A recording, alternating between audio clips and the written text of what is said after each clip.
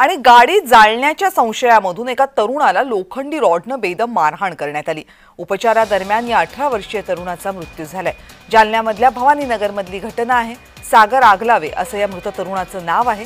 त्याचा मृतदेह ताब्यात घ्यायला नातेवाईकांनी नकार दिलाय।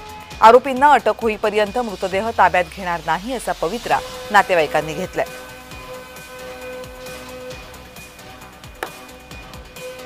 त्यांची काही गाडी जळाली होती, ते जळाली दुसऱ्यानं नाव आलं याच्यावर। त्या वादातूनच त्यांनी अगोदर मागच्या समजा 1 महिना अगोदर पण त्याला मारहाण केली होती। त्या टायमाला काही केस वगैरे काही हे नव्हती, पण यावेळेस त्यांनी डायरेक्टच स्वतःच्या घरावर पण त्यांचा कब्जा आहे। हे किरण राहतात दुसरीकडे, पण तो पाहण्यासाठी गेला रात्री की बाबा घरी एक चक्कर मारून येतो म्हणून।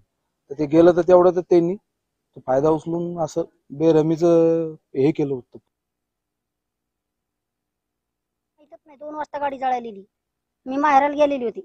पोरग इथं सरकारी मध्ये ऍडमिट होतं, गाडीवर पडलं होतं कामाला जाता जाता। तुमची मागणी आहे आता आमची मागणी हे करायचं, त्याला आधी आणून तिथं अटक करायचं, दोघा तिघायला बी, माईला बी, 2 भावायला बी। तवा इथून उचलायचं, तवरक मला उचलायचं नाही। काल भवानीनगर मधील रहिवासी महिला नामे रुक्मनबाई भगवान आगलावे या पोलीस स्टेशन कदीम जालन्याला आल्या होत्या। त्यांच्याकडील MLC वरून आम्ही काल गुन्हा दाखल करण्यात आलेला आहे। त्यांच्या शेजारी राहणारे 3 आरोपी, 2 इसम आणि 1 महिला यांच्या विरोधात काल कदीम जालना पोलीस स्टेशन येथे गुन्हा दाखल करण्यात आला आहे।